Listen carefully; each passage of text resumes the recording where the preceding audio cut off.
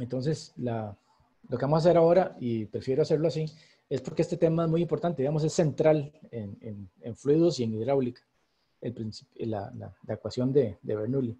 Entonces, al final me arrepentí de dejarlos que lo estudiaran ustedes solos.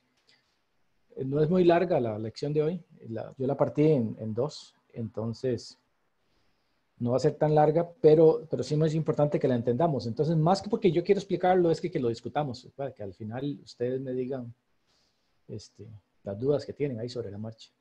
Les comento, esto tiene mucha cosa de matemática metida ahí, entonces se nos va a hacer de pronto un nudo, nos vamos a equivocar un montón, vamos a decir cosas que no son, pero la idea es que tratemos de salir del bache. No sé si están, okay. Están viendo la página, ¿verdad? De la Sí, mediación. profe. Ahora hay una presentación que dice en anaranjada ahí, chillona, ecuaciones fundamentales de la aerodinámica parte 2. Recuerden que la parte 1, que fue lo que vimos la vez pasada, era el principio de continuidad, ¿verdad? Que al final lo que había que aprender era que V1 por A1 es igual a V2 por A2 en dos puntos del flujo. Y de ahí que la masa se tiene que conservar y entonces de alguna forma las cantidades tienen que conservarse y tiene que haber continuidad. Esta es la segunda de las ecuaciones, que es la de la energía, la conservación de la energía. Eso es lo que vamos a ver ahora. Entonces, las ecuaciones de Euler para flujo perfecto tienen que ver con el movimiento, la forma en que se mueve y el por qué se mueven los fluidos. La ecuación de movimiento normal, ¿verdad?, que nosotros ya conocemos de la física, o de Meca 1, era que la fuerza es igual a la masa por la aceleración. O sea que si yo le imprimo una fuerza a una masa, se va a acelerar. ¿Ok? O si tiene una aceleración es porque hubo una fuerza que la llevó a esa aceleración, ¿verdad? O para desacelerar un cuerpo hay que aplicar una fuerza. En los fluidos pasa exactamente lo mismo. O sea, si ustedes tienen una masa y le aplican una fuerza, van a tener que el fluido se va a acelerar o desacelerar. ¿Ok? Pero ahora sí, ¿de dónde provienen las fuerzas? Las fuerzas en los fluidos las podemos obtener de dos partes. Fuerza es igual a esfuerzo por área, y como la presión y el esfuerzo son iguales, ¿verdad? La diferencia entre la presión y el esfuerzo es que uno es escalar y el otro es vectorial, pero al final de cuentas, presión por área da una fuerza, y entonces yo puedo tener, aplicándole a un fluido, una presión, ya lo habíamos visto en la parte hidrostática, yo tengo una presión aplicada en una superficie y puedo tener una fuerza. Pero también puedo tener el campo gravitacional o un campo de fuerzas o un campo de aceleraciones, ¿verdad? Eso también genera una fuerza, ¿verdad? Si yo tengo una masa y la aceleración de la gravedad m por g da una fuerza. Entonces yo puedo aplicarle fuerza a un fluido de dos formas. Y básicamente eso es lo que mueve los fluidos. Las fuerzas gravitacionales, si yo tengo el agua arriba y la fuerza de la gravedad hace que el agua se mueva hacia abajo. Y la otra fuerza que puedo hacer es aprisionar el agua, o sea, hacerle presión, y con eso la puedo obligar a moverse. El ejemplo que yo siempre les pongo de fuerza que produce aceleración es: ¿qué pasa si ustedes agarran un tarro de jugo y lo majan? El chorro va a salir a alta velocidad. ¿Por qué? Porque se va a acelerar dependiendo de la fuerza con la que le apliquemos la presión al fluido. No sé si se entienden esos dos. Entonces, en la ecuación de movimiento yo tengo que la fuerza, que es ¿cómo se llama? Un campo de fuerzas multiplicado por la densidad y el volumen, ¿verdad? El campo de fuerzas puede ser la atracción de la gravedad, por ejemplo, multiplicado por ρ por dv. Ρ por dv es masa, ¿verdad? Masa por aceleración, mg, ¿verdad? Yo puedo obtener en todo el volumen una cantidad de fuerza que depende de qué, del volumen y el campo de fuerzas. Y también puedo tener una presión multiplicada por una superficie, ¿verdad?, que me produce una fuerza. Eso tiene que ser igual a la aceleración que experimenta una masa, o sea, ρ por dv, en todo el volumen de control. Entonces, vean que estamos hablando de que es exactamente lo mismo. Supónganse que un cuerpo, el cuerpo es el volumen de control de un elemento sólido, digamos, pero un elemento fluido, los límites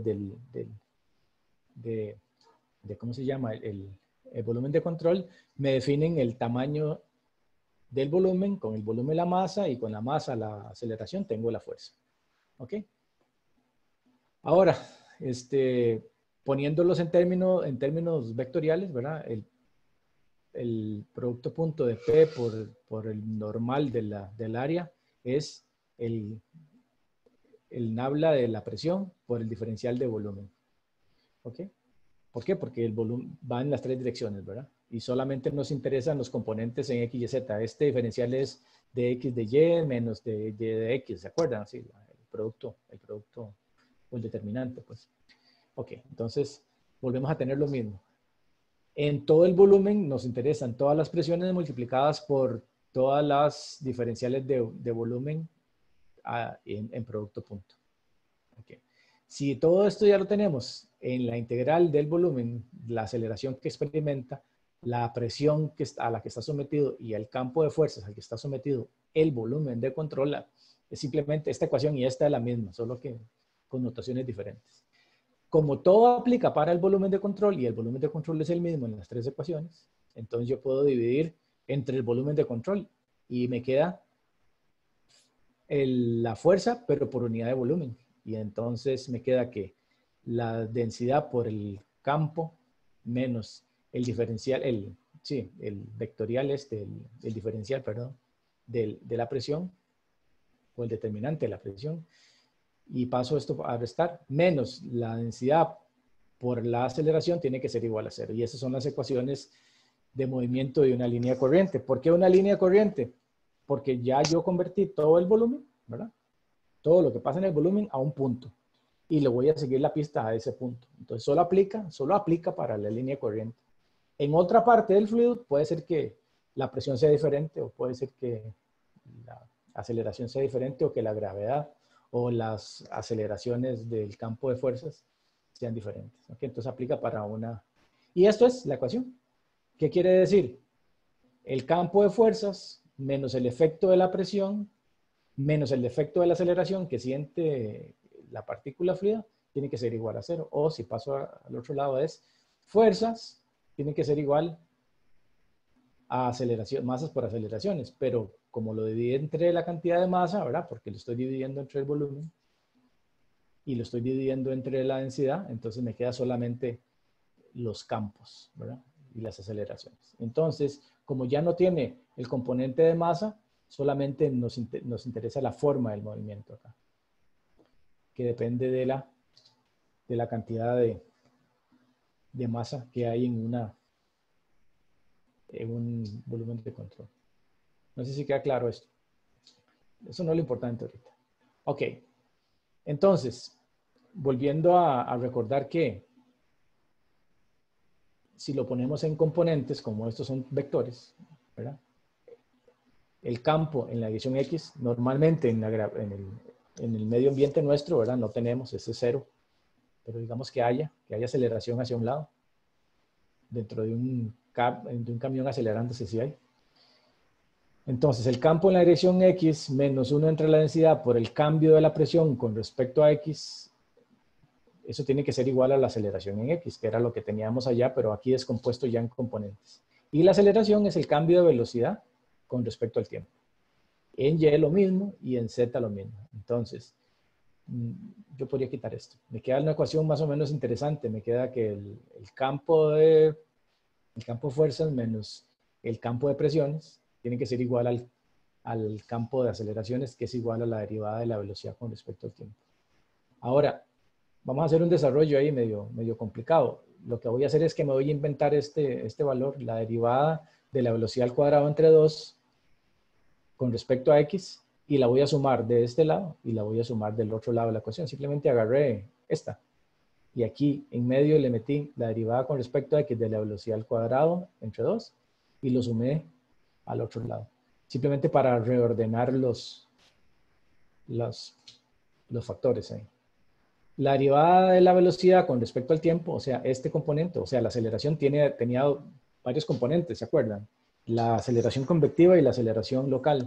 Y entonces, como esta es en X, tenemos que poner la aceleración convectiva en X, ¿verdad?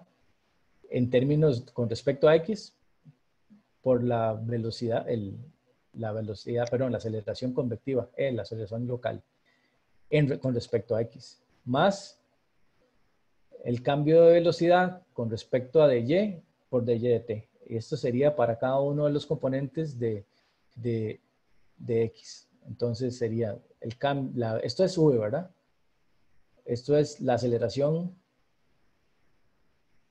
convectiva y esto es la aceleración local. Eso sería la aceleración total. Más el cambio de velocidad con respecto al tiempo, ¿verdad? Por el cambio del tiempo con respecto al tiempo, simplemente para que quede congruente todas estas ecuaciones.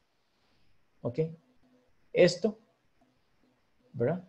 Si yo reordeno acá, esto de acá es la velocidad, la derivada de x con respecto al tiempo es la velocidad, y entonces nos queda exactamente igual como lo habíamos hecho ya en el ejercicio aquel anterior, ¿verdad? Que la aceleración con respecto a x es igual a la velocidad de x por el cambio de la velocidad x con respecto al arco, bueno, en este caso con respecto a x, más la velocidad en y por el cambio de la velocidad en x con respecto a y, más la velocidad en z, más el cambio de la velocidad en x con respecto a z, más el cambio de la velocidad con respecto al tiempo. ¿Ok?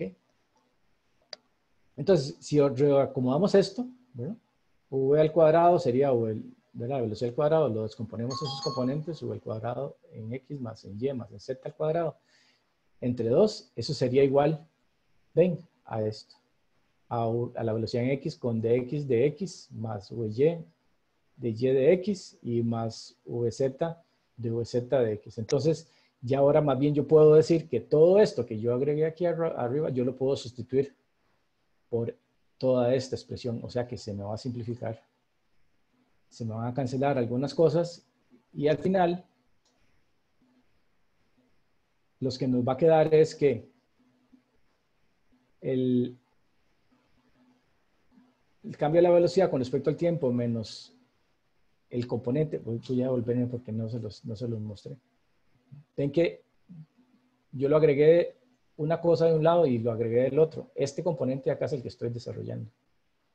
Ese componente sería este. El componente acá es igual a la velocidad por el cambio de la velocidad con x de y menos el cambio de la velocidad en y con respecto a x. Y esto, no sé si lo ven, este es el producto cruz o el rotacional. ¿Cuál es la conclusión? Que el rotacional de la velocidad, que es el diferencial o el vector nabla por la velocidad, sería esto, el producto cruz, ¿verdad? Uno menos el otro, más uno menos el otro. Estos son al revés.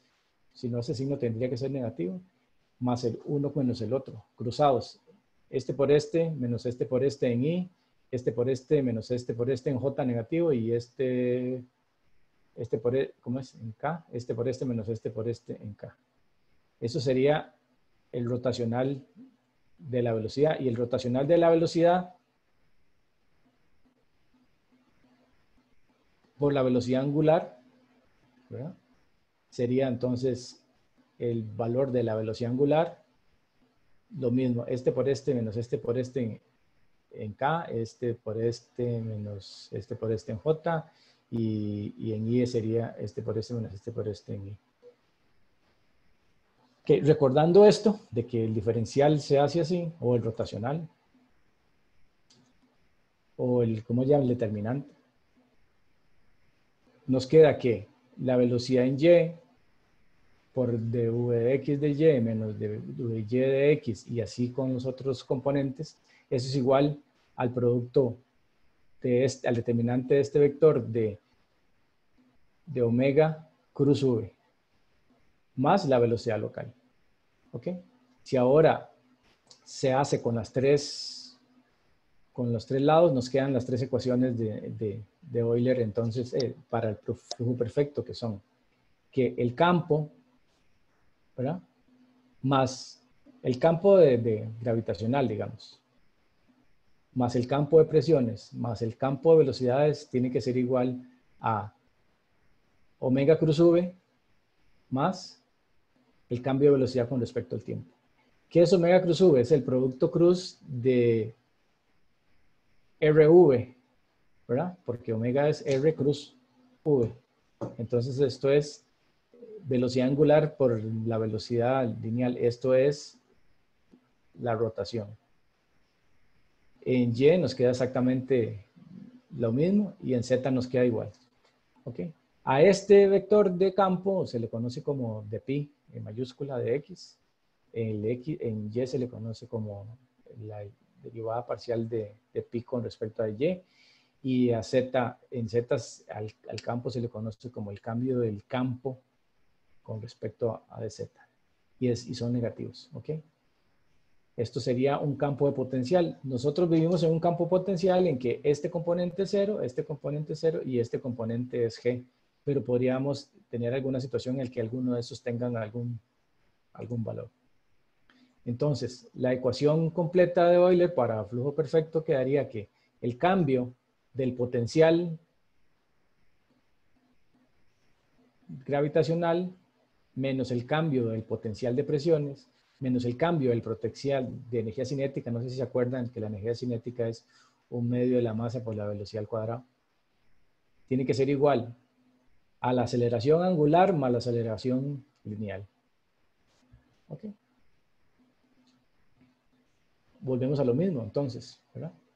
Fuerza derivada de gravedad, fuerza derivada de presión y fuerza derivada de energía cinética tienen que ser igual a la aceleración angular más la aceleración lineal en X, en Y y en Z. A esta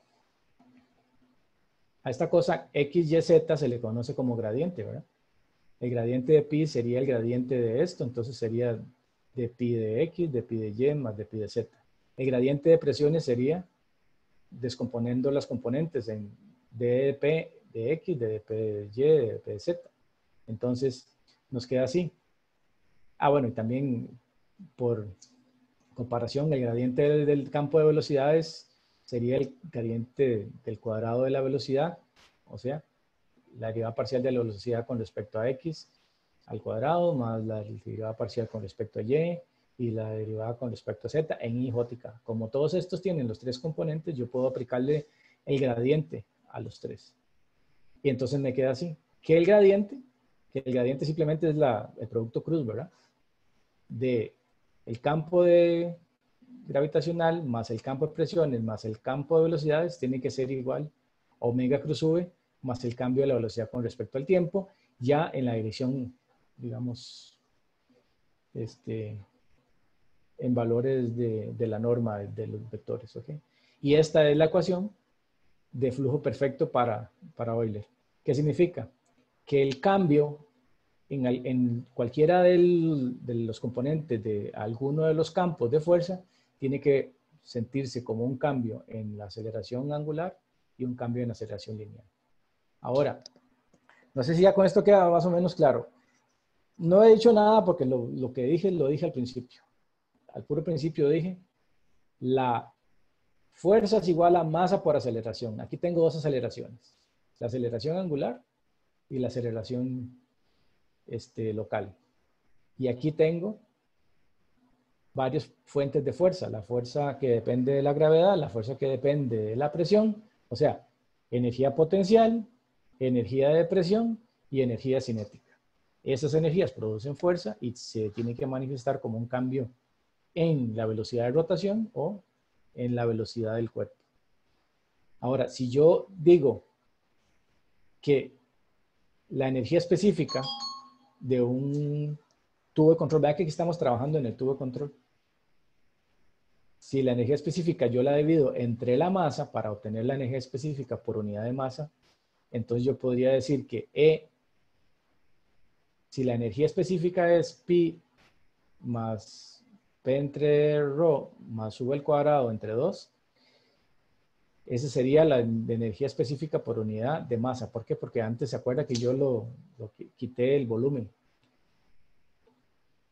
Omega cruz V es el efecto rotacional de la aceleración y omega U de V de T es el efecto de flujo no permanente. ¿Qué significa eso? Que si el caudal va cambiando, la velocidad tiene que cambiar con respecto al tiempo. Si el flujo es permanente, o sea, el caudal es constante, esto se hace cero. Si el flujo es lineal, esto se hace cero. ¿Por qué?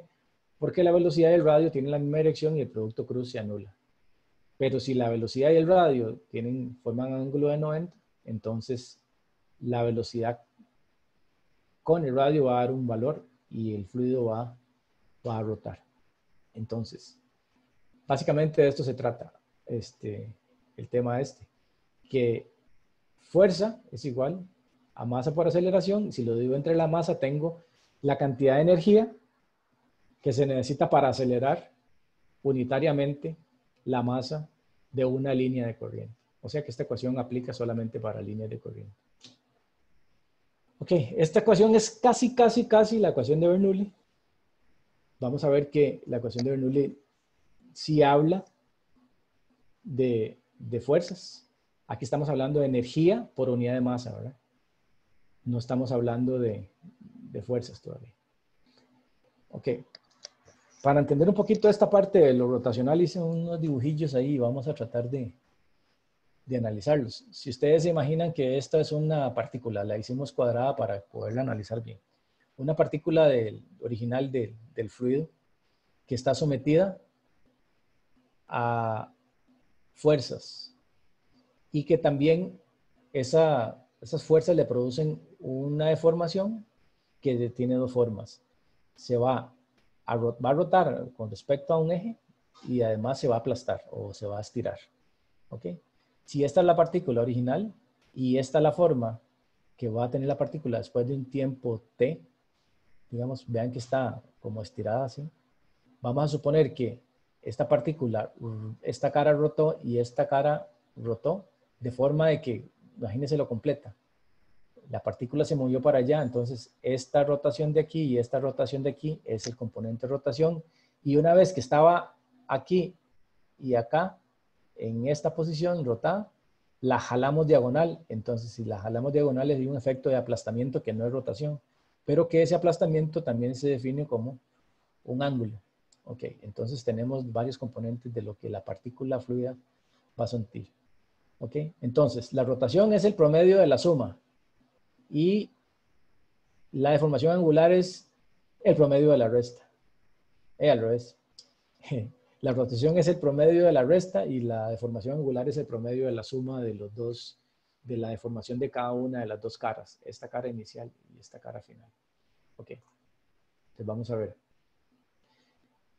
Si esto rotó con una velocidad angular aquí, dijimos que la velocidad angular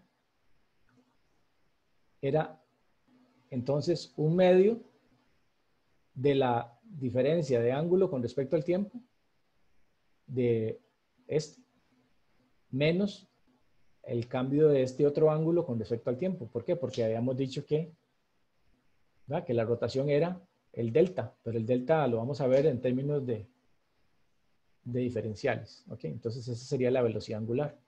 Y el cambio del ángulo con respecto al tiempo sería el cambio de la velocidad con respecto a en y con respecto a x por dx por un dt dividido entre el dx más el cambio de vz con dx por dx dt. Lo sacamos de este triángulo, lo ven aquí. Este ángulo de alfa viene siendo casi el mismo valor que la tangente para ángulos muy pequeños. Entonces sería, cuando la partícula rotó de aquí para acá, esta partícula se movió con velocidad en x por un dx en el cambio de un tiempo y esta otra de aquí a aquí. Y aquí se movió de x más el cambio de la velocidad en x con respecto a x en un tiempo. Entonces, aquí faltó la y. Aquí es la velocidad, el cambio de velocidad en y con respecto a x. Y aquí es el cambio de velocidad con respecto a x con respecto a y. Porque aquí dice v y u, pero aquí lo hice con y. Ok, entonces este ángulo sería de alfa y el de beta sería el cambio de velocidad de aquí a aquí menos el cambio de velocidad de aquí a acá. Entonces, entre este sería este ángulo. Entonces ya yo tengo cómo obtener entonces la velocidad angular en Z. La velocidad angular en Z, si yo analizo esto, ¿verdad? Si hago esta división, obtengo que el de alfa es igual al cambio de la velocidad en Y con respecto a X en el tiempo, y el otro en beta sería al revés, con X con respecto a Y con respecto al tiempo. Entonces me quedan las tres velocidades angulares posibles, cuando rota en este eje, cuando rota en el otro eje, cuando rota con respecto al eje vertical, el X, y el Z hacia la pared. Y todos me quedan muy parecidos. Y vean que la velocidad angular en X es la derivada de Y entre X menos la derivada de X entre Y. Están cruzados, ¿verdad? Es producto cruz, ¿verdad? En X sería Z entre Y menos Y entre Z. Y en Y sería Z, X menos Z, X entre Z menos Z entre X. ¿Qué significa eso? Que la velocidad angular, ya en términos vectoriales, sería un medio del gradiente, ¿verdad? O el determinante cruz V. Ahora, si el flujo no es rotacional, esta multiplicación tiene que dar 0. R cruz V tiene que dar 0. O más bien, si R cruz V da 0, significa que la velocidad y el vector de ubicación, o sea, ¿verdad? Están sobre la misma línea, por lo tanto no hay flujo rotacional. Okay.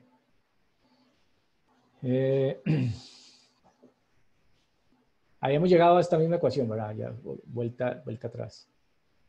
El gradiente del campo gravitacional más el gradiente de la presión entre la densidad más el gradiente de las velocidades tiene que ser igual a omega cruz V menos dv de t. Okay. Ahora, vamos a olvidarnos por un momento de que el flujo es rotacional y vamos a suponerlo irrotacional. Y vamos a suponer que también es permanente, o sea que el caudal es constante. Entonces, si aquí viene una partícula moviéndose a lo largo de una trayectoria, aunque sea curva, ¿verdad? El flujo puede ser no rotacional. Entonces, si aplicamos el gradiente de una línea corriente, ¿verdad? Sabemos que el gradiente tiene que ser igual a 0. ¿Por qué? Porque dijimos que esto era 0 porque el flujo es no rotacional y el flujo es permanente, esto es 0. ¿Qué significa? Que el gradiente de la campo potencial entre el de presión y el de velocidades tiene que ser igual a 0. Y a esto de aquí adentro le habíamos llamado la energía específica, ¿verdad? Que tiene la partícula. Entonces, el gradiente de la energía específica a lo largo del arco tiene que ser igual a 0. ¿Qué significa eso? Que al final de cuentas, si la partícula se va moviendo en una trayectoria y no es un flujo rotacional y no hay cambio de caudal, o sea, el flujo es permanente, entonces la energía tiene que ser la misma. ¿Qué significa eso? Que el gradiente de E por el ds es igual al diferencial de la energía y eso tiene que ser igual a 0. ¿Qué significa que el diferencial de la energía es igual a 0? Y que la energía es constante. ¿Okay? Eso pasa a lo largo de una línea de corriente. ¿Qué pasa con respecto a otra línea de corriente que venga por acá? No se sabe. A lo largo de la otra, la energía es constante, pero pasarse de aquí para acá puede implicar un cambio de energía. ¿Okay? Ahora, si tenemos un campo gravitacional como el de la Tierra, sabemos que el campo en X, el campo en Y son 0. Y el campo, o el valor del campo en Z, le llamamos G, ¿verdad? Menos 9.81. Entonces nos queda así, que la ecuación general de la energía nos queda que la fuerza tiene que ser la derivada de pi con respecto a X, y esto es 0. Y la fuerza en Y es la derivada del campo con respecto a Y, esto es 0. Y que la fuerza en Z es igual a menos la derivada de pi con respecto a Z, y eso es menos G. Y también habíamos visto de lo que vimos anterior, es que la energía específica es una constante. Y sabemos que como esto es 0 y esto es 0, nos queda solamente que el cambio del campo con respecto a Z tiene que ser igual a G, porque estos se nos van. Entonces nos queda así. El cambio del campo con respecto a Z es igual a G.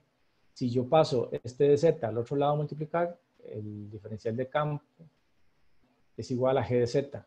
Si integro a los dos lados, me queda que el campo es igual a G por dz, y si integro esto, me queda que el campo es igual a G por Z más una constante. ¿Ok? ¿Qué significa eso? Que G por Z, ¿verdad? Esto es G por Z, más la presión entre ρ más V al cuadrado entre 2 tiene que ser una constante, más una constante.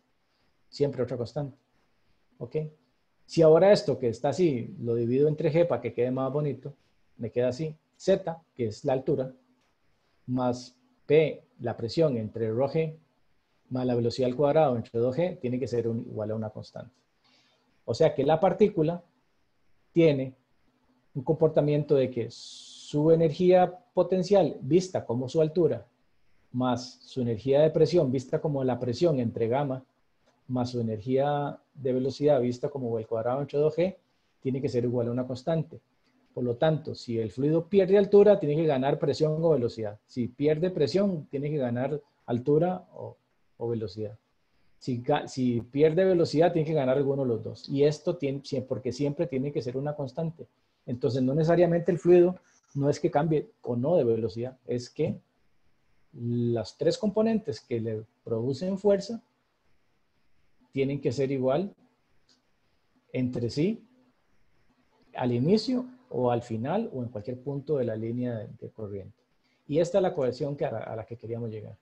Ahora, entendiendo esto, vean que esta Z que les estoy poniendo aquí simplemente es la altura, pero la altura, si yo la multiplico por la masa, tengo M, ¿verdad? Por H. Y si lo multiplico por la gravedad, M por G por H, ya tengo la energía. O sea que Z es lo único que yo necesito para poder representar la energía de una partícula de fluido infinitesimal. Cuando yo quiera saber la energía que tiene toda una masa de agua, la tengo que multiplicar por todo el volumen de toda la masa de agua y por la gravedad. Y lo mismo pasa con la presión entre gamma. ¿Qué unidades me va a quedar presión entre gamma? Unidades de altura. ¿Qué unidades me va a quedar V al cuadrado entre 2G? Unidades de altura. O sea que, por eso cuando yo les decía al principio que a mí me gusta ver las presiones como alturas, es porque ya yo me imagino de una vez la energía. Porque ya yo sé medir cuánta energía tiene un fluido dependiendo de su altura, porque siempre lo representamos con la ecuación de Bernoulli, alturas o presión, energías como alturas. ¿Okay?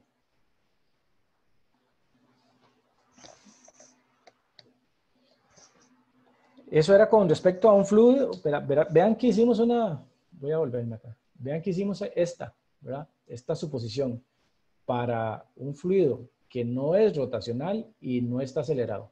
Entonces, esta ecuación de Bernoulli aplica para fluidos que no están con variación de caudal, o sea, fluido permanente, y solo aplica para fluido no rotacional. Si el fluido es rotacional, tenemos que tomar en cuenta otros factores que vamos a poder analizar más adelante. O sea, si en este momento no han entendido fluido rotacional, no importa.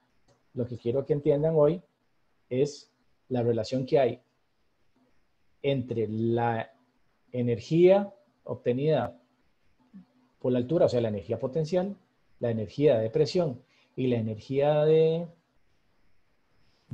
cinética, como que esos tres componentes a lo largo de una trayectoria se tienen que mantener constantes, no el mismo todos, sino constantes el valor de todos a lo largo de la trayectoria. Y eso es tan simple, digamos, de entender, pero a Bernoulli le tomó todo este análisis para poderlo explicar. Ok, entonces, y esto funciona para fluido ideal. ¿Por qué? Porque obviamente en la realidad la energía sí se pierde, ¿verdad? A lo largo de una trayectoria hay fricción, hay calentamiento, ¿verdad? Hay turbulencia que hace que se vaya perdiendo energía. ¿Okay? Entonces, en un fluido real, sí hay pérdida de energía entre un punto y otro, pero no depende de que aumente o disminuya alguno de estos, sino a otros fenómenos que vamos a ver más adelante. Recuerden que era energía. Energía es unidades de masa por longitud al cuadrado entre tiempo al cuadrado. Si yo agarro energía y lo divido entre peso, me va a quedar m por L al cuadrado entre T al cuadrado multiplicado por 1. Bueno, lo hubiera puesto abajo, pero queda más cómodo aquí. 1 entre masa por longitud entre tiempo al cuadrado. Esto es peso, ¿verdad? Entonces, la energía entre peso me da unidades de longitud. Por eso es tan fácil de entender la energía por unidad de peso como una altura. La energía potencial por unidad de peso es Z, que sería M por G por Z. Esto es la energía dividido entre el peso, que es mg, nos queda Z. P entre ρg es lo mismo que P entre gamma. Esta es la energía de presión por unidad de peso. Si quiere, dividen presión entre gamma y van a ver que las unidades se les van a cancelar y les van a quedar longitudes. Y U al cuadrado entre 2G es lo mismo que tener un medio de la masa por la velocidad al cuadrado entre mg, ¿verdad? Y esta sería la energía cinética por unidad de peso. Ok.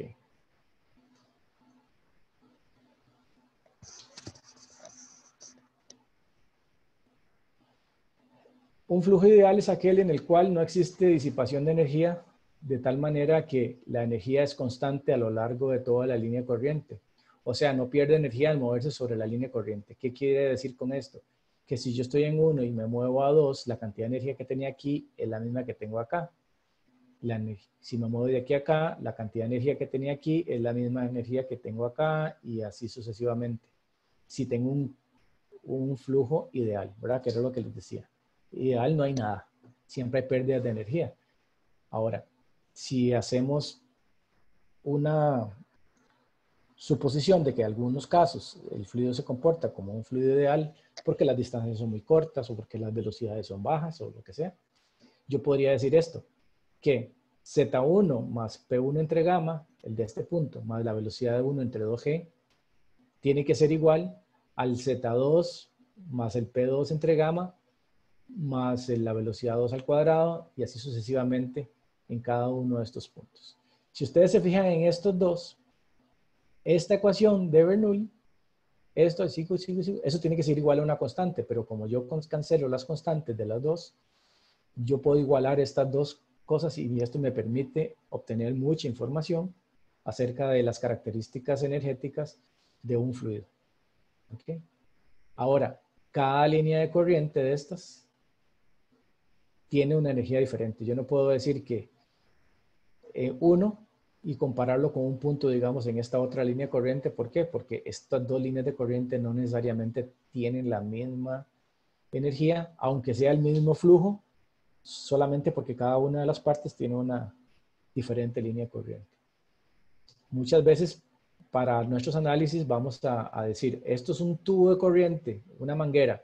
Es tan delgada que voy a asumir que en promedio todos los puntos es lo mismo, ¿ok? Pero esas son suposiciones. Más adelante vamos a tener que hacer un análisis para poder decir, bueno, ¿cuál es la energía que hay aquí en la pura pared? ¿Cuál es la energía que hay en el centro? ¿Y cuál es la energía que hay en la otra pared? Obviamente ustedes ya creo que ya se dieron cuenta, ¿verdad? En las paredes, por aquel tema del no deslizamiento, la energía aquí es cero, ¿ya? Porque la partícula está pegada ahí en la pared, en la pura orilla, pero inmediatamente avanzamos un poquito y ya comienza a haber energía y la máxima energía está en el puro centro del tubo, por ejemplo, ¿ok? Por lo pronto vamos a trabajar en promedios, pero después vamos a hacer la corrección porque nosotros sabemos que no es así tan simple, ¿verdad? Que un tubo de control está formado por muchas líneas de corriente, ¿ok? Pero eso lo vamos a hacer muchísimo más allá. Ok, entonces aquí les puse a manera de resumen de lo que hemos hablado hasta ahorita y estamos bien porque ahorita hacemos una pausa.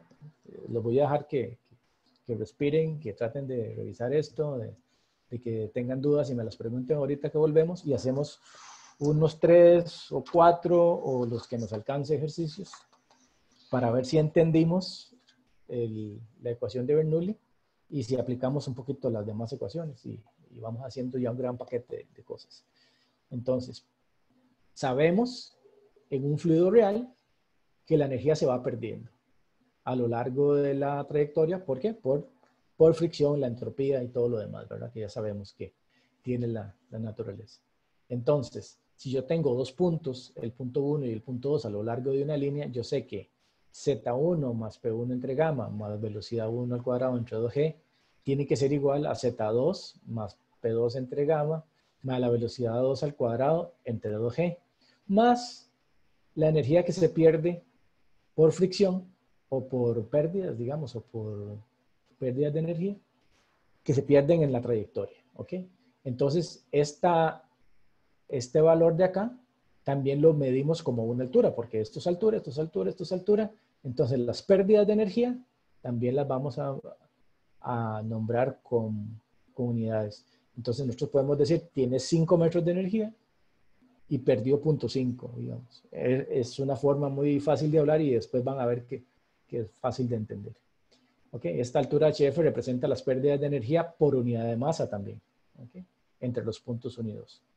Por lo pronto, nosotros, todos los ejercicios que vamos a hacer ahorita, vamos a suponer que esto es 0. O es tan pequeño que lo vamos a despreciar, ¿ok? Y entonces vamos a decir del punto 1 y punto 2 las condiciones se van a mantener así a pesar de que sabemos que eso no es tan cierto. Pero en distancias muy cortas, esta suposición no está muy lejos de la realidad y podemos considerar que el fluido es un fluido ideal. Cosas que no sabemos. Entonces, importante, acá, lo más importante de acá, pues, qué difícil. No me quiere dejar.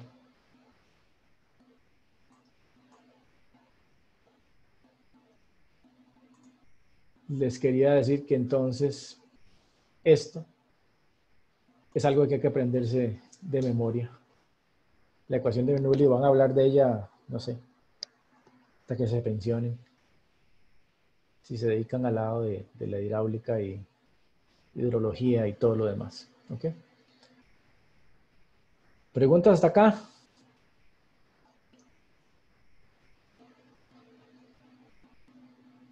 Profe, y digamos, ¿en qué contextos podría uno tener que utilizar toda la parte del gradiente y como el desarrollo grandote o las ecuaciones grandes que vimos antes? Si está haciendo un análisis de un flujo en el que usted conoce los vectores y los vectores de velocidad y los vectores de aceleración de cada uno de los partículas. O sea, que si usted tiene las ecuaciones. Y eso ocurre solamente cuando usted hace análisis en túneles de viento y ese tipo de cosas. O por hacer un modelo. ¿Ok? Porque usted Ah, quiere describir y graficar la forma en que todo se va moviendo. Pero en realidad, a uno lo que le interesa es qué pasa entre un punto y otro. O sea, usted va a analizar, por decirle un ejemplo, usted va a analizar un bloque de anclaje de una tubería. Y usted quiere saber de qué tamaño quiere hacer el bloque de anclaje para que aguante las fuerzas, ¿verdad? Del fluido cuando viene, choca y trata y lo tenemos que desviar, ¿verdad? Es fuerza de presión, ¿verdad? La presión viene y se quiere llevar el tubo. No sé si ha visto que hay que poner un bloque, bueno, ¿de qué tamaño pongo el bloque? Ah, voy a analizar antes en un área y después. Entonces, ¿qué tengo? Tengo velocidades y presiones en una dirección, no tengo que hacer derivadas parciales en X, Y, Z porque yo acomodo mi problema para que me quede en X y Y unas cosas, en Y y X otra y trabajo vectorialmente, ¿no? Y después hago la sumatoria de los cuadrados de las fuerzas en X, Y, Z, las aceleraciones en X, Y, Z, no sé si. Entonces descompongo el problema en componentes y lo voy analizando por componentes. Nunca hago el producto cruz. ok. O sea, hablamos de producto cruz para que usted entienda, o sea, para que usted entienda de que no dejamos nada botado. ¿Ok? Y entonces, al final, la ecuación que nos interesaba, las ecuaciones que nos interesaban, por cierto, esto se pegó. Vamos a ver.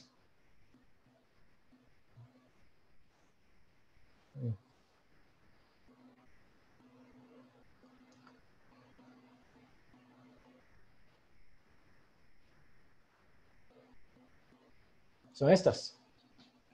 Bueno, ahí están todavía muy feas. Aquí está. La fuerza más el cambio de presión en X tiene que ser igual a la aceleración en X. Usted se olvida de todo lo demás y analiza solo X.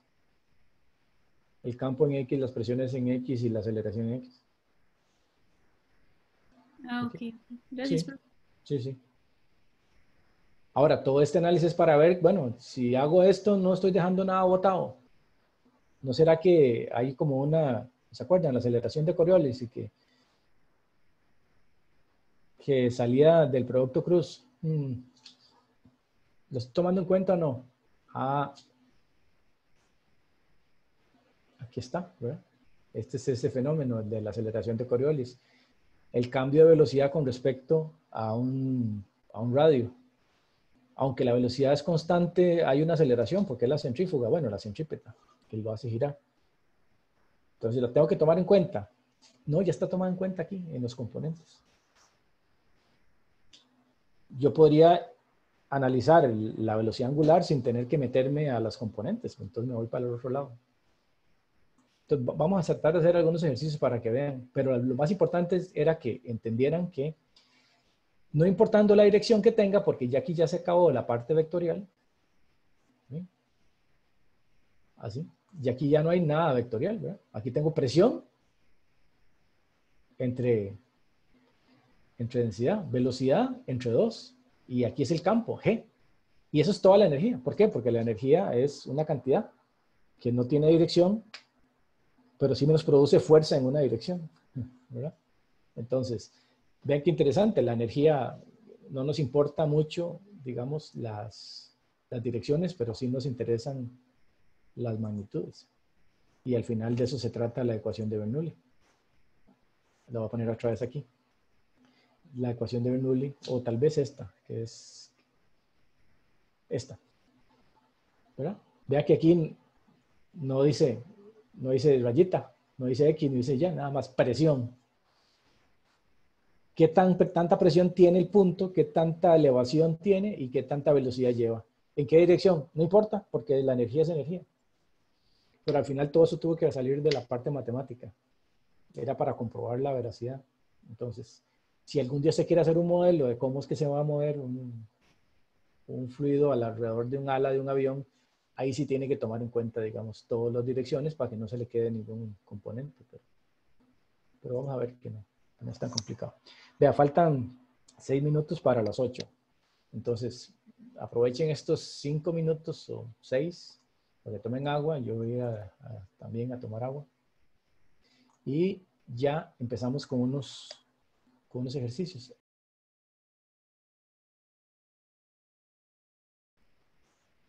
Ya estoy de vuelta. Apagué la cámara para ver si esto corre un poquito mejor. ¿Me oyen? Sí, profe. ¿Y se ve el ejercicio? Sí. Sí, bien enfocado. Ok. Este no dice dibujo, lo vamos a hacer ahí a mano alzada y feo. Y les voy a comentar, dice. Un tanque, este es un H, este no sirve. 3B. Me fui para el otro lado.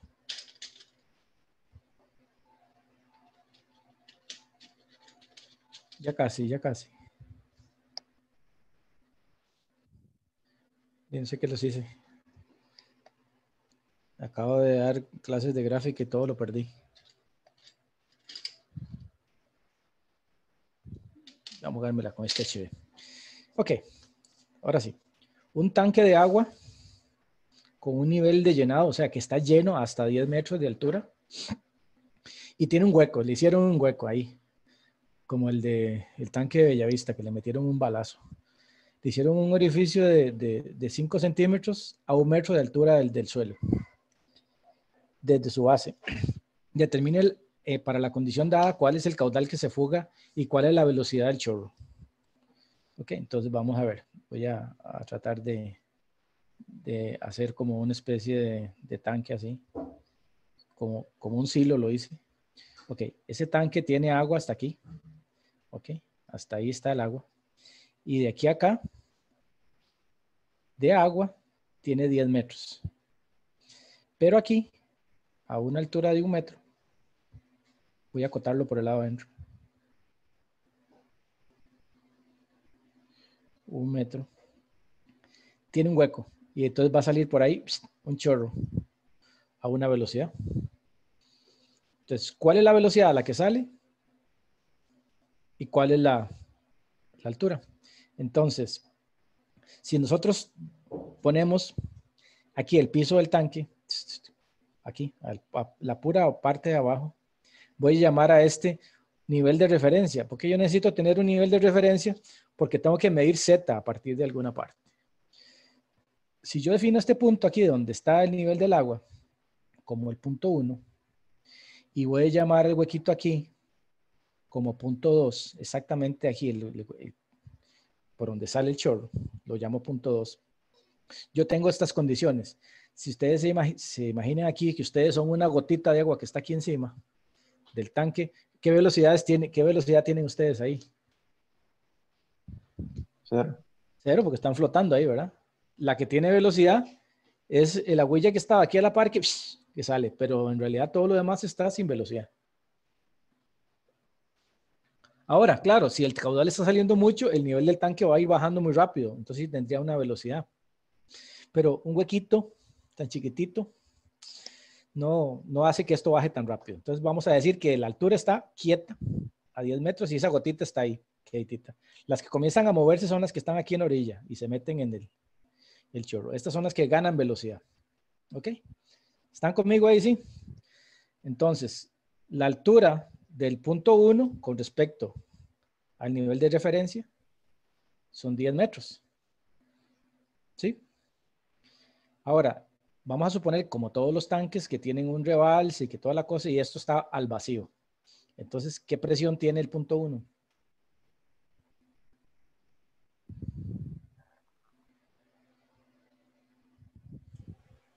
La Originalmente una atmósfera, ¿no? La atmósfera. Sí, 0, pero profe. vamos a decir que en presión manométrica tiene O 0 manométrica. ¿Ok? Voy a ponerlo aquí.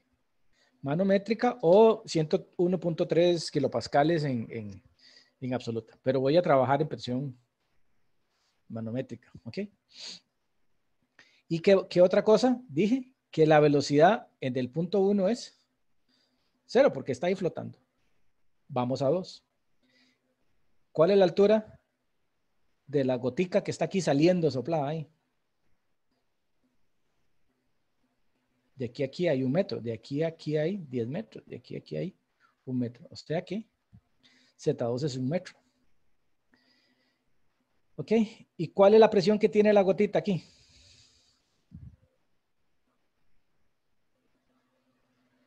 Ya salió del tanque.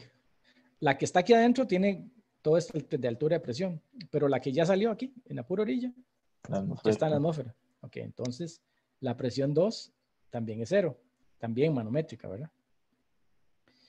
¿Y cuál es la velocidad 2? Esa no la sé. Pero si recurrimos a la ecuación de Bernoulli que sabíamos hace un rato, que la energía de elevación más la energía de presión más la energía de velocidad del punto 1 tiene que ser la misma energía que hay en 2 de esta línea corriente así. ¿Se imagina así? Que este es el flujo. Entonces, desde aquí hasta aquí tiene que mantener la misma cantidad de energía en ese movimiento que hace las líneas de corriente. Entonces, eso tiene que ser igual a Z2 más P2 entre gamma más V2 al cuadrado entre 2G más una constante, ¿verdad? Más las pérdidas. Pero vamos a suponer que esto es, lo desprecio, Z. Entonces me queda que 10 metros más 0 tiene que ser igual a 1 metro más 0 más V2 al cuadrado entre 2G. voy a poner aquí 10, ¿verdad? Menos 1 es igual a V2 al cuadrado entre 2G.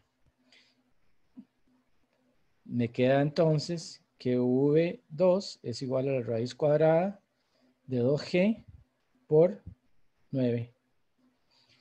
Ah, qué interesante. ¿Se acuerdan que yo les había dicho en un ejercicio antes que si llamamos a esta altura h, la velocidad de salida era raíz de 2GH? ¿Se acuerdan? Sí. Ya ven de dónde sale. Yo no les podía decir de dónde salía en el ejercicio anterior del ejercicio antes. Entonces, ¿cuánto sería la velocidad 2? Sería la raíz de 19,62 por 9. Hagámoslo aquí, 19.62.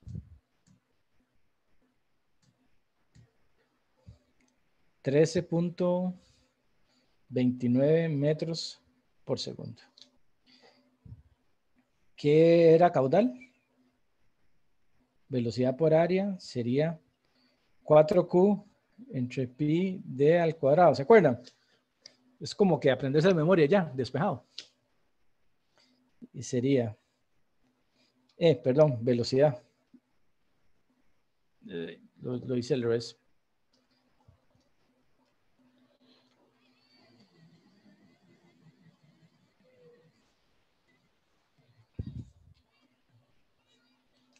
Es V por pi d a la al cuadrado cuartos. Despejé para V. Es igual a 13.29 por pi por el diámetro del huequillo. El huequillo son 5 centímetros. El diámetro es igual a 5 centímetros, es igual a 0.05 metros, ¿verdad? 0.05 al cuadrado entre 4.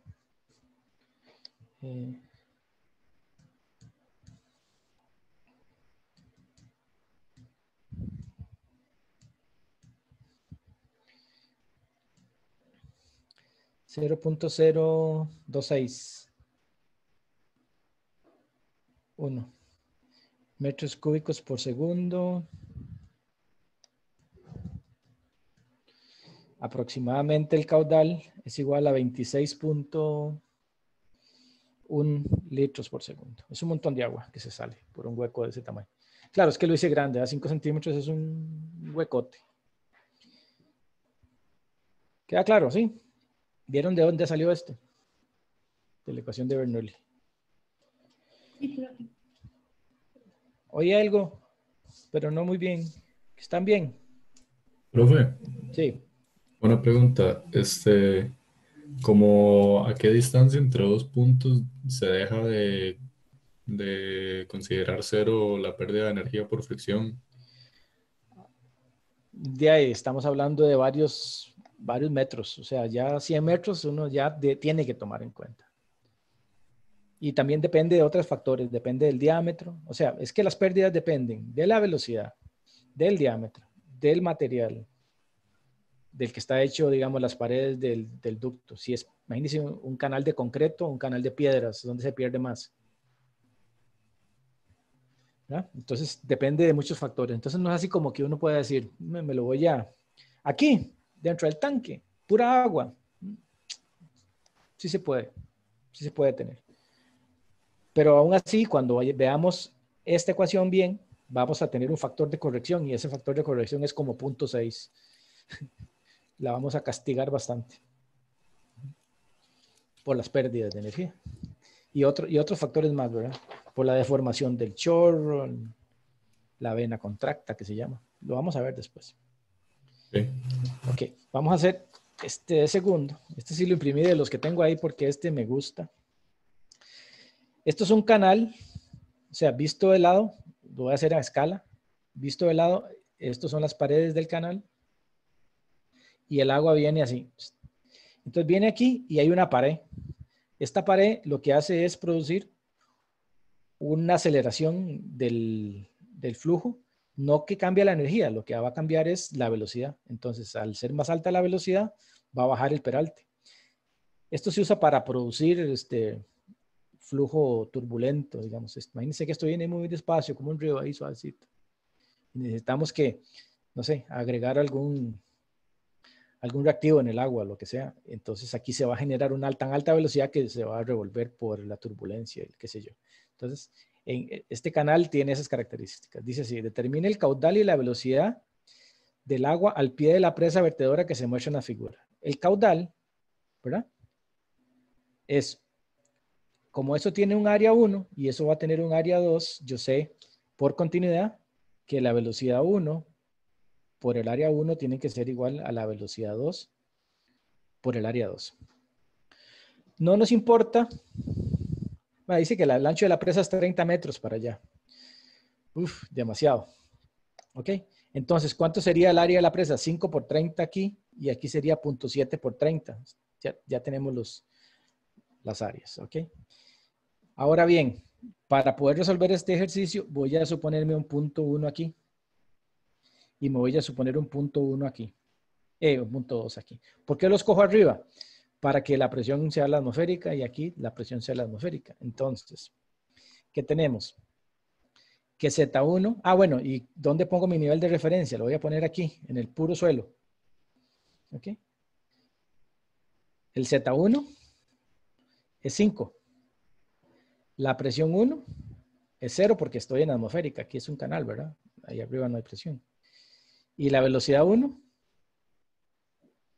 no me la dijeron. Nada más sé la altura. Ahora, el Z2 es igual a 0.7. La presión 2 es igual a 0. Y la velocidad 2 tampoco la sé. Tengo dos incógnitas. Qué terrible, ¿verdad? Pero aquí tengo otra ecuación, ¿verdad? Esta es la ecuación número 3. Esta es la ecuación, bueno, la ecuación de Bernoulli.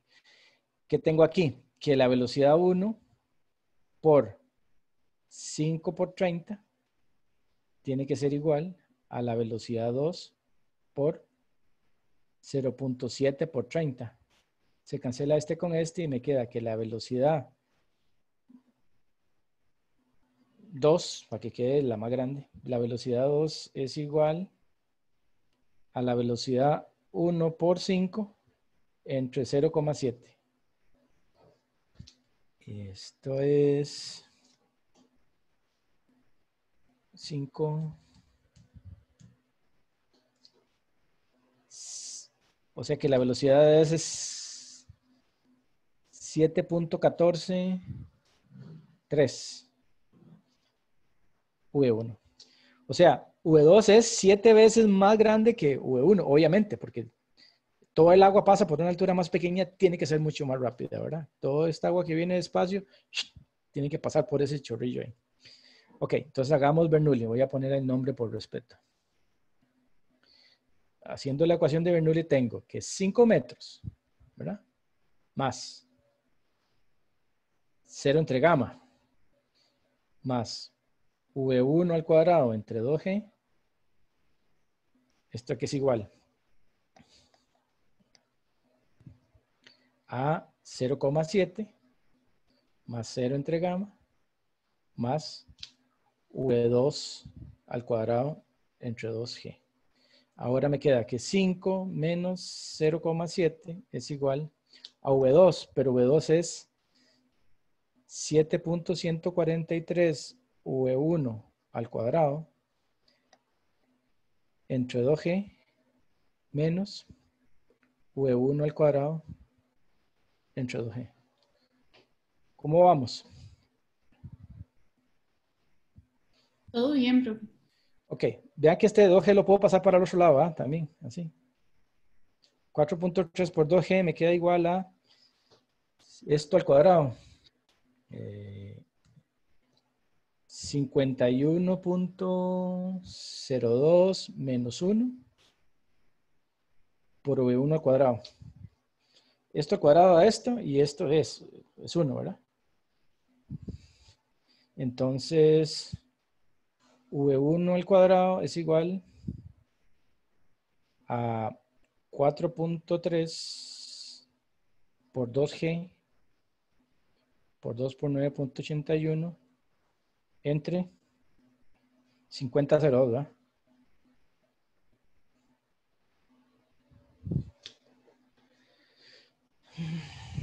$4.3.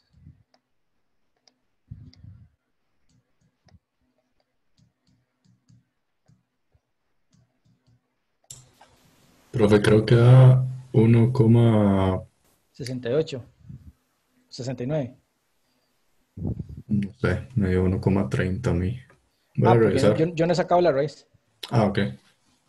7. Entonces, V1 es igual a la raíz de esto. Entonces sería, sí, 1.2987. 1.3, ¿verdad?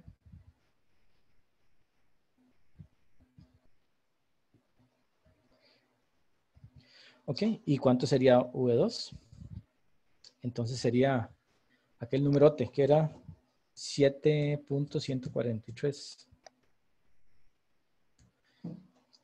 V2 sería 9.28 metros por segundo. Y el caudal, cualquiera de los dos lo uso, ¿verdad? El caudal sería, voy a usar 1.3 multiplicado por 5 multiplicado por 30 sería igual a 195 metros cúbicos por segundo. Eso es un río, ¿verdad? Y un río grande. No parecía que iba a salir, ¿verdad? Parecía que faltaban datos. ¿Mm? Profe, ¿Sí? ese ejercicio es como el que nos puso el jueves, pero sin darnos como la No, velocidad que, inicial. no, yo les di el caudal. Y ustedes solamente despejaban de aquí la velocidad Ah, por ok. continuidad. Ujú. En cambio, aquí esta de continuidad fue una ecuación extra para poder resolver esto, porque vea que esto me quedó dos incógnitas. ¿Cómo dos incógnitas? Necesito una ecuación más. Una ecuación aquí, perdón. Y la otra ecuación es esta. Yo no sé por qué puse 3. Una ecuación tiene la de Bernoulli, pero tiene dos incógnitas. Necesitaba otra. Y ya sale. ¿Dudas de Bernoulli? Pero vieron que tuve que hacerlo como una línea corriente. ¿Vean? Yo me imaginé esta línea corriente así. Okay. Pero vean que estoy diciendo que las pérdidas son 0 y que la cosa entera. Ok, este es muy bonito. Dice así, por el grifo de un fregadero sale un caudal de 0.1 litros por segundo. Caudal es 0.1 litros por segundo. Si el diámetro de la salida de la tubería, este diámetro D, es igual a 12 milímetros, ¿verdad? Que sería 0.012 metros. Determine cuánto debe caer el agua para duplicar su velocidad de caída y cuánto sería el diámetro del chorro. O sea, como esto va a ir aquí para abajo, a medida que va cayendo, la fuerza de la gravedad lo va a acelerar y entonces cada vez va a ir más rápido y al ir más rápido tiene que ser menor el área. Entonces, necesitamos calcular D2 y sabemos, lo que nos están diciendo es cuánto debe ser H para que esta V1 y esta V2 sea el doble de la otra. O sea, me están diciendo que V2 es igual a 2 veces V1, ¿verdad?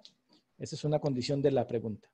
¿Cuánto tiene que ser H para que V2 sea el doble de V1? Entonces, ¿dónde ponemos el nivel de referencia? Voy a ponerlo aquí. Siempre ahí es donde importa, digamos. Vea que tenemos así, Z1. No le he puesto nombre a los puntos, ¿verdad? Pero este sería 1. Y este punto de aquí sería 2. Z1 sería H, ¿cierto? Desde aquí hasta aquí hay H. Es la incógnita. ¿Cuál es la presión en 1? 0, porque ya está en la atmósfera. ¿Ok? ¿Cuál es la velocidad en 1? No lo sé. Pero yo puedo despejar la velocidad, ¿cierto? ¿Por qué? Porque yo tengo un caudal que es igual a V1 entre área 1. Entonces, sé que la velocidad 1 es igual a 4 veces Q entre pi por D1 al cuadrado. Ah, no, D mayúscula, sí, pero ponerle D1 para que esté de acuerdo al dibujito. Entonces, la velocidad 1 sería 4 veces Q. 4 y Q es 0.1 entre 1000 para que me queden metros, ¿verdad? 4 por Q entre pi. Y entre el diámetro cuadrado, que sería 0.012 al cuadrado. Entre. La velocidad es 0,884 metros por segundo. ¿Alguien que me ayude ahí, Joshua o aquí? Daniel. Que me comprueban eso. Yo a veces meto los dedos ahí. Vale. Ok. Sé que Z2 es 0 porque el punto 2 está exactamente en el nivel que estoy usando como referencia. La presión en 2 sigue siendo 0 y yo sé que la velocidad de 2 es igual a 2 veces su V1. O sea que V2 es igual a 1.7683 metros por segundo. Y ahora sí, hagamos Bernoulli. ¿Verdad? Z1 más, siempre la anoto para que se cansen de, esto es un 1. Tiene que ser igual a Z2 más P2 entre gamma.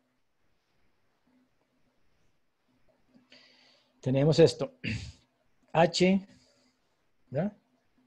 Más 0, más 0,884 al cuadrado entre 2G. Tiene que ser igual a 0 a 0 más 1.7683 al cuadrado entre 2G. H es igual a 1.7683 al cuadrado menos 0,0884 al cuadrado entre 19,62. Entonces esto es al cuadrado. Punto cero. Vean, aquí metí un 0. Yo no sé, me lo inventé. Punto.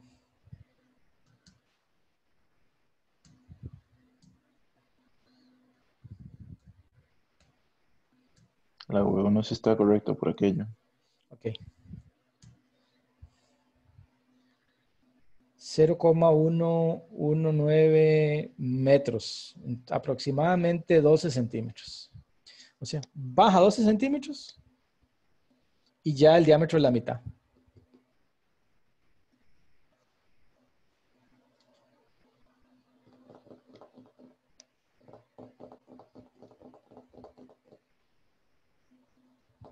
O la velocidad es el doble.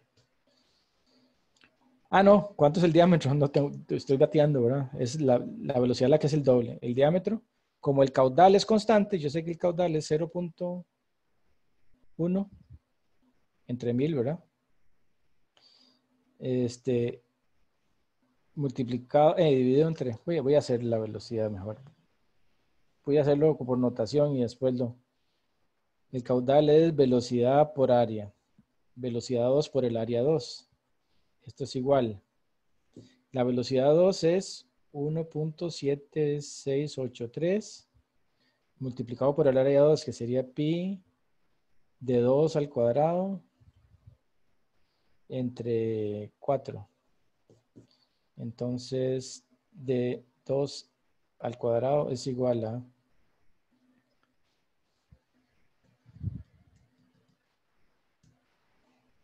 0.0001, que esos son 0.1 litros por segundo, dividido entre 1.7683.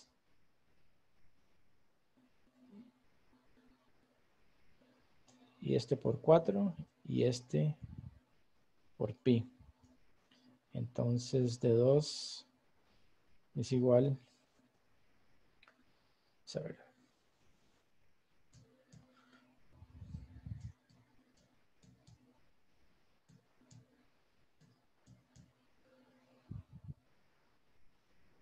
El diámetro es 0.0072, o sea, aproximadamente 7.2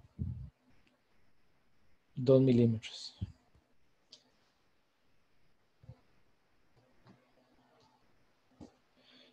No, me faltaron ceros.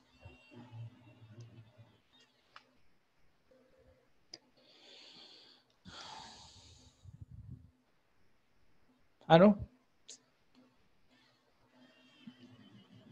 Está malo esto.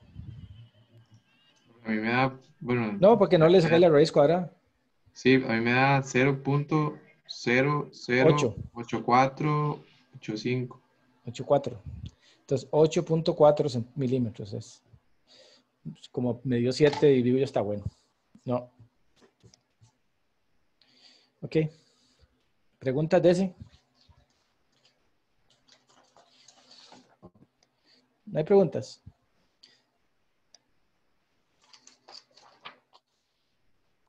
Ese lo acabo de dibujar ahí a la carrera. Vean, viene una tubería. Esto significa que está cortada. Viene una tubería que trae un caudal.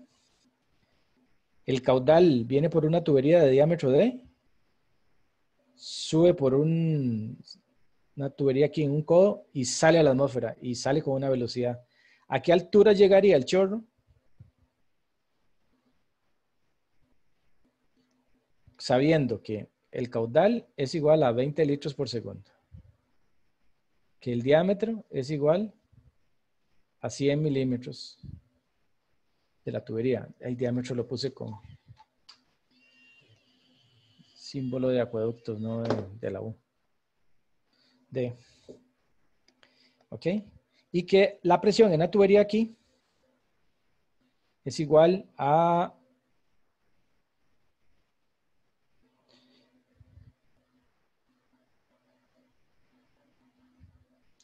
voy a ver.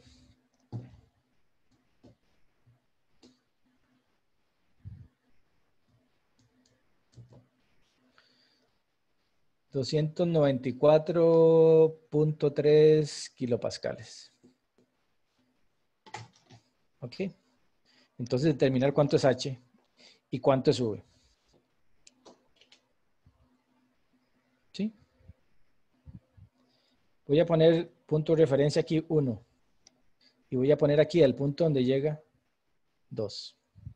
Yo sé que la velocidad con que sale es igual al caudal entre el área. ¿Ok? Y voy a llamarla a esta velocidad 1 para que no haya enredo. Entonces, el caudal sería 0,02 litros por segundo entre pi por 0.1 al cuadrado y aquí por 4.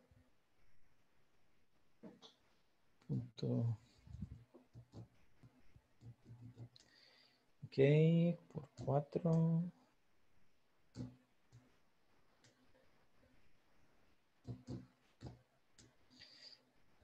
Me da que la velocidad es 2.54. 2.55.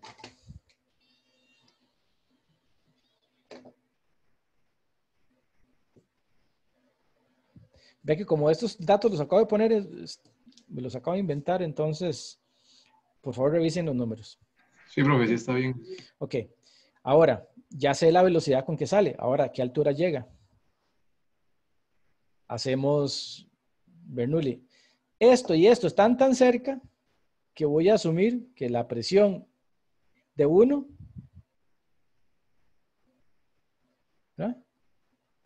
antes de que salga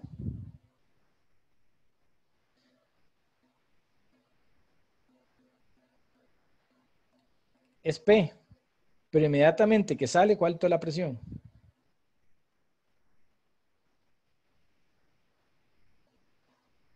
Cero.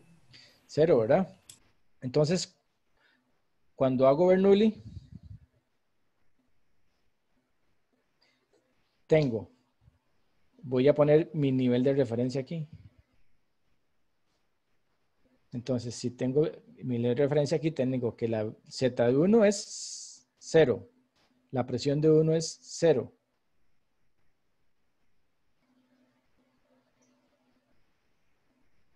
Más la, ¿cómo se llama? Velocidad 1 al cuadrado entre 2G. Aquí tiene que ser igual a lo de 2. ¿Cuánto es la presión aquí? Bueno, la Z es H. La presión aquí es 0. Y la velocidad cuando llega hasta aquí es 0. O sea que H es igual a V1 al cuadrado entre 2G. Y esto sería igual a 2.55 al cuadrado entre 19,62.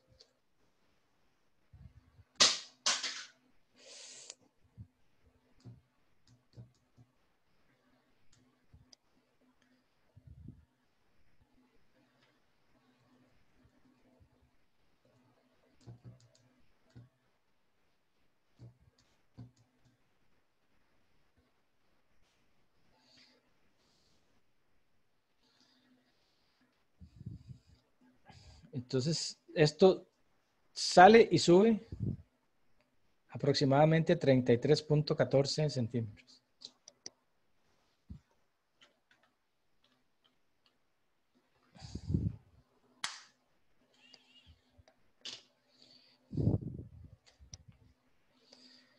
Y nada más para terminar, porque ya nos queda solo tiempo como para uno más. Y este lo acabo de dibujar también así de la carrera mientras tomamos agua. Yo sabía que me iba a dar tiempo. Tenemos un tanque ahí montado sobre una loma. Ok, ahí va así. Esto es la loma ahí. Ahí le va la tubería ahí. Sale una tubería y aquí está abierto ahí. Y sale un chorro allá. ¿Cuál es el caudal? ¿Cuál es la velocidad? ¿Cuál es el caudal? ¿Y cuál es la presión en este punto? Podemos llamar a este punto 1. A este punto de aquí lo vamos a llamar 2. Y este lo llamamos 3. Entonces, ¿cuál es la presión en 3? Esas son las 3 cosas que quiero que averigüemos. ¿Ok? El diámetro de estas tuberías es 150 milímetros. La longitud no es importante, o digamos que es muy corta como para que haya pérdidas.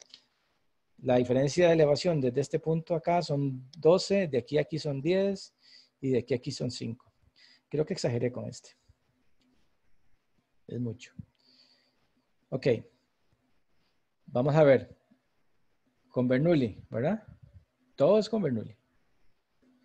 Sabemos que Z1 más P1 entre gamma más V1 al cuadrado entre 2G tiene que ser igual a Z2 más T2 entre gamma más V2 al cuadrado entre 2G. Aquí sabemos que si tomamos este nivel de referencia, estos son 22 más 0 porque está la gotica aquí quieta, ¿verdad? Eso tiene que ser igual a 5 más 0 más V2 al cuadrado entre 2G. Entonces, V2 es igual a 22 menos 5, ¿verdad? Por 2G raíz, ¿verdad? Entonces sería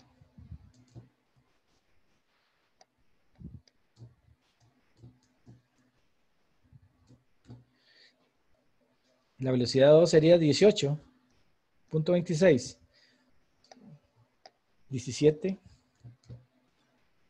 19.62 por. Y le saco la raíz. Sí, 18.26 metros por segundo. Entonces el caudal es igual a 18,26 por pi por 0.15 al cuadrado entre 2. Entre 4, perdón.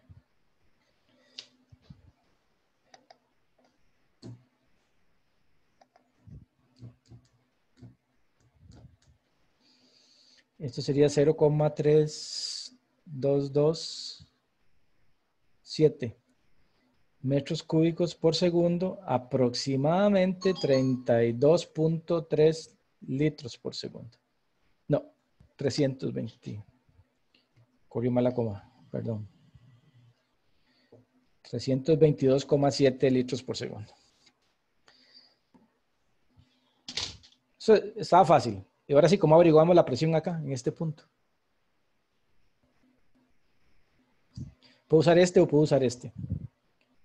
Ahora, como este es el mismo tubo, ¿cuál es la velocidad que hay aquí?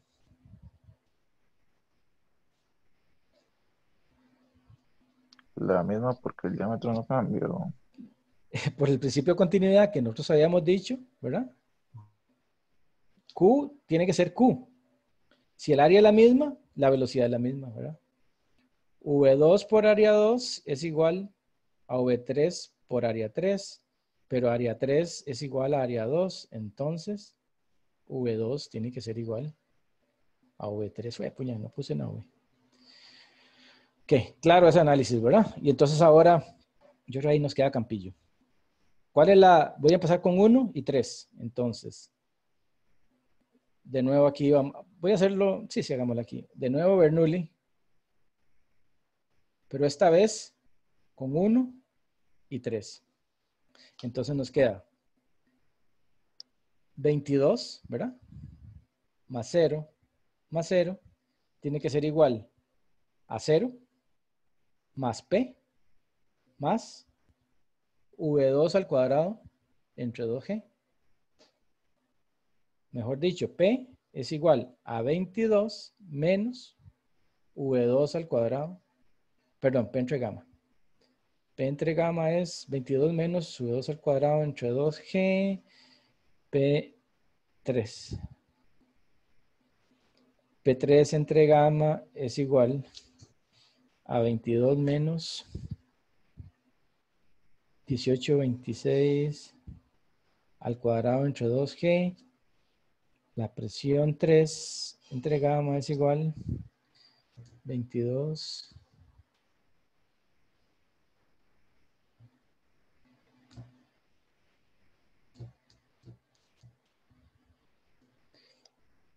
22 menos 17 y entonces esto sería igual a 5 metros.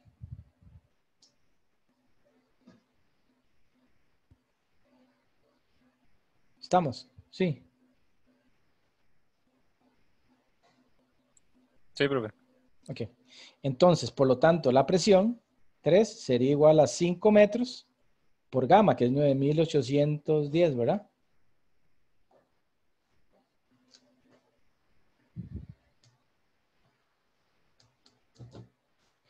Da 49.05 kilopascales.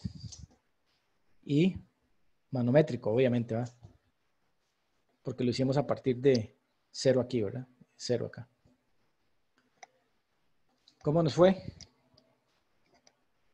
Ven que aplicar la ecuación de esta ya no importan las derivadas aquellas. Porque lo hacemos entre dos puntos y los que usamos son los escalares. El área es perpendicular a la velocidad, el área es perpendicular a la velocidad, entonces no tenemos que hacer productos cruces ni puntos. A menos de que el flujo sea rotacional y ahí sí se complica la cosa, pero todavía no hemos llegado ahí. Entonces, paramos acá.